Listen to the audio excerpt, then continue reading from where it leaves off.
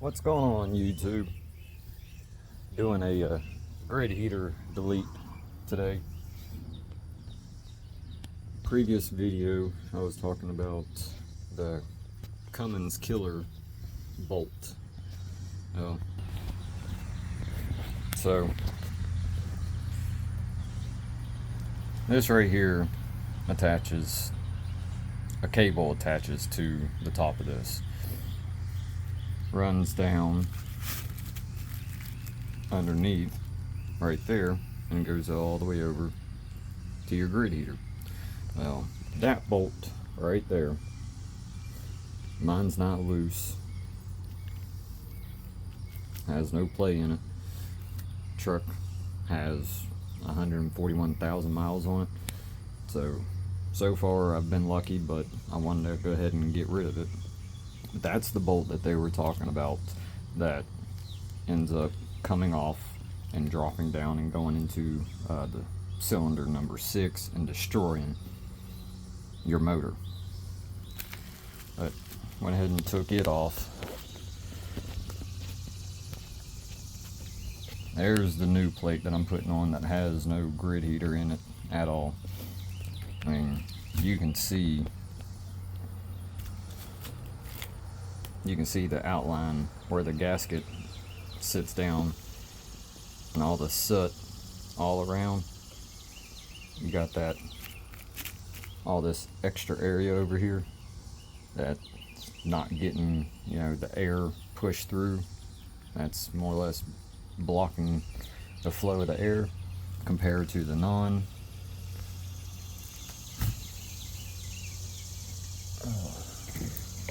Where's that gasket? You can throw the gasket down on it, and you got this little bit right here, and then that little bit over there. But world of a difference compared to the old one with the grid heater.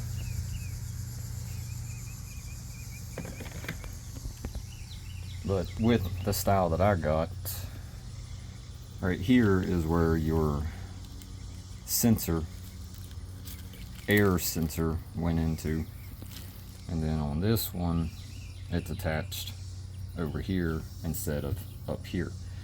So with that, I went ahead and also got the extension cable. So I'd be able to plug up to it, and then it extends a little bit more to where it will connect to the wiring harness on the truck.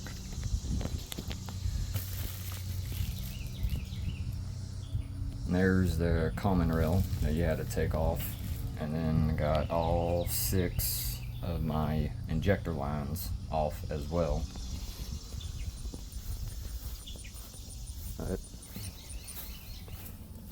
You come over to the motor.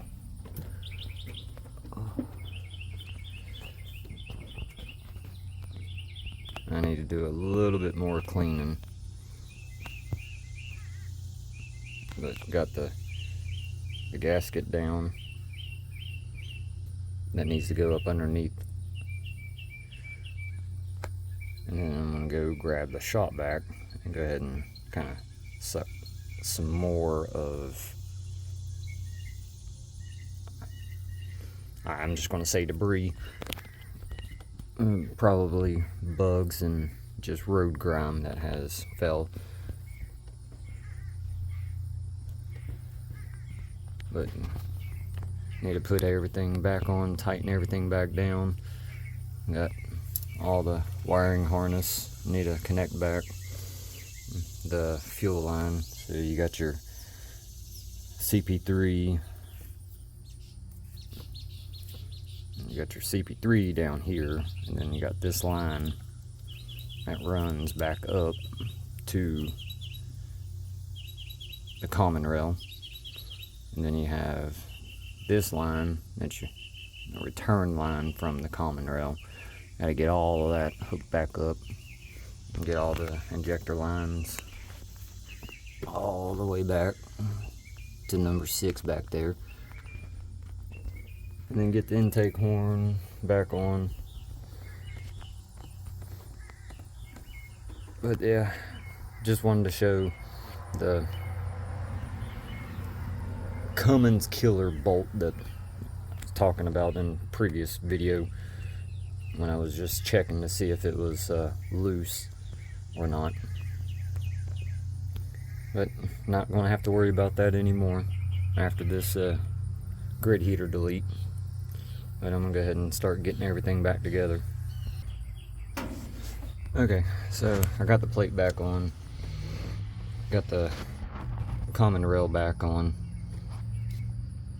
So this is what I was talking about, the sensor. It's way back here instead of being up here.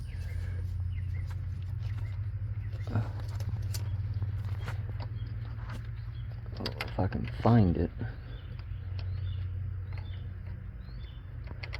So you have the plug. You had the plug that went right there. Well, that's more or less all that I got.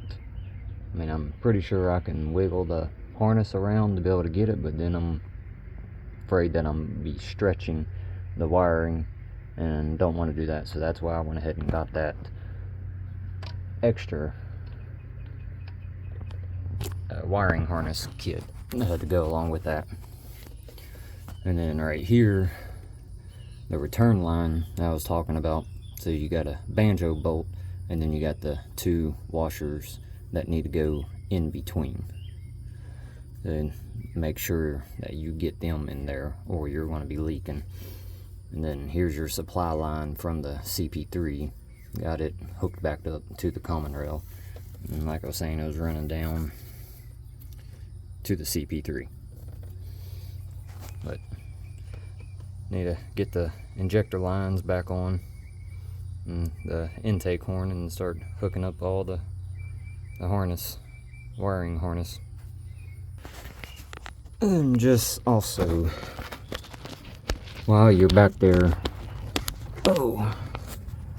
getting that number 6 injector line on, there is that plug for the sensor on the sensor on the back, the plug. Make sure that you go ahead and reattach it and get it snapped back into place. Alright, so I just wanted to point this out because this is where it gets tricky for me, having the Banks monster ram. So right here on number 1, the line itself is more or less touching the intake horn. So what I have found that works for me, and I'm sure there's probably other ways of doing it, but you have this one bolt that's right down, straight down here, that goes into the bottom, down here. Well, okay, so it doesn't go all the way through, it goes into it. But what I have found to do is to go ahead and get this set, the intake horn set up there. Go ahead and fish, I do believe it's a 6mm. I got a long 6mm ball head that I put down into that hole and get up onto the bolt, and then I just kind of work my way in, and I don't tighten it, but I get it snugged up. I mean, it's in there, but it's not going to fall out. Since we don't have the grid heater there anymore, it's not going to be able to catch it, so we had to be careful about getting that bolt down in there. But once I got it, then I went ahead and fished the line, the injector line, down in there, and then, I mean, just kind of used my fingers and like flicked it to get it started. If it wasn't going on smoothly, then I stopped and backed it out and just kept on doing it until it started going smoothly on there. And then I got my 19 mil wrench to be able to reach in there and tighten it up, and then get to the backside and tighten the back of the line up. But that's just how I do it. Like I said, there's probably other ways of doing it, but that's just what I do. And it doesn't seem like I have much of an issue of getting that taken care of. But now I need to get the rest of the bolts in and then finish off the wiring harness, and we should be good to fire it up. Alright, so we got everything installed back on. Don't look no different at all. Just now, I know I do not have the grid heater. I don't have to worry about that bolt falling down in there and destroying the motor. Now, there are aftermarket kits out there to where if you still want to keep the grid heater, they have a solution for that. You don't actually have, from my understanding, you don't have a nut on the inside. It's one solid piece. But they do have aftermarket stuff if you want to keep your grid heater. But there is nothing there. So the cable that was running over here, it went all the way over, down, around, back through there, and went over there to that solenoid. That cable's gone. Left the solenoid on there. Won't know until winter time, but have read that people kept the solenoid on there and they haven't had any issues with throwing codes or anything to that nature. So left it on there. We'll see when wintertime comes around. If I have any codes thrown up, I'll do a review that time period. But this is it for that install. Hope y'all have a good one.